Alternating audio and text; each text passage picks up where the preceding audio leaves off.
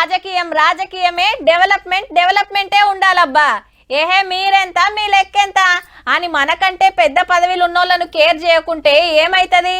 ఏదన్నా తిప్పలు వస్తే చూడరు, అడిగింది ఇయ్యరు. ఆ మనిషి నచ్చినా నచ్చకున్నా ఆ పదవికి ఇలువ ఇయ్యాలి కదా. అంటే ఢిల్లీలో బీజేపీ గవర్నమెంటు, మన కాడ కాంగ్రెస్ గవర్నమెంటు, రెండు పార్టీలు ఐషికి తైషి అంటాయి. అట్లాని కలవాల్సిన టైంలో కలవకుంటే ఇయ్యాల్సినే ఇయ్యరు కూడా. అందుకే ఇగో గీ మీటింగు. ముఖ్యమంత్రి అయినాక మూడోపారి ప్రధానమంత్రి మోడీ సార్ను కలిసిండు రేవంత్ రెడ్డి సారు.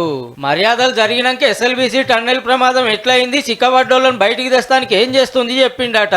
మా హైదరాబాద్ లో కొత్త రూట్లలో మెట్రో రైలు పట్టాలు వరుస్తున్నాం, మీ సాయం కింద 4230 కోట్లు ఇవ్వాలి, మా మూసీ నదిని ముద్దుగా చేసుకుని గోదావరి నీళ్లు తెచ్చిపోస్తాం, దీనికి 20,000 కోట్లు కావాలి అని కాగితం ఇచ్చిండ్రు. త్రిబుల్ ఆర్ కు చెప్పిన పర్మిషన్లు ఇచ్చి పైసలు పంపాలని కోరి రీజనల్ రింగ్ రైల్వే లైన్ ముచ్చట పెట్టిండ్రు. ఐపీఎస్ ఆఫీసర్లు చాలతలేరు, ఇంకో 29 మంది కావాలని కోరిండ్రు ప్రధానమంత్రిని. అట్లనే తెలంగాణకు కావాల్సినవి అన్ని అడిగిండ్రట. గంట సేపు నడిచింది మరి మీటింగు.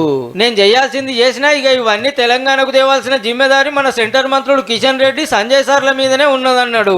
కార్ల రేసింగ్, గొర్రెల స్కామ్ లో ఈడీ ఎంక్వైరీ నడుస్తుంది గానీ యాక్షన్ తీసుకుంటలేరు. అమెరికాలో ఉన్న ఫోన్ ట్యాపింగ్ ప్రభాకర్ రావును పట్టుకురావాల్సింది సెంటర్ గవర్నమెంటే అనుకొచ్చిండు సీఎం సారు. సిబిఐ కేసులను అడ్డం పెట్టుకుని బీఆర్ఎస్ ను బీజేపీలో కలుపుకునే కార్యం నడుస్తుందన్నాడు. ఏ తిప్పలు పడైనా సరే ఎస్ఎల్బీసీని ఒడిపిస్తారట. మనకేమేం కావాలనో ఎన్నో మాటల సెంటర్ మంత్రులను కలిసి కాయిదాలు ఇచ్చొచ్చినా ఫాయిదా లేకుండే. ఇప్పుడు ఖుద్దు ప్రధానమంత్రి సార్నే కలిసిండు కాబట్టి ఏమిస్తారో ఎంత ఇస్తారో చూడాలిగా.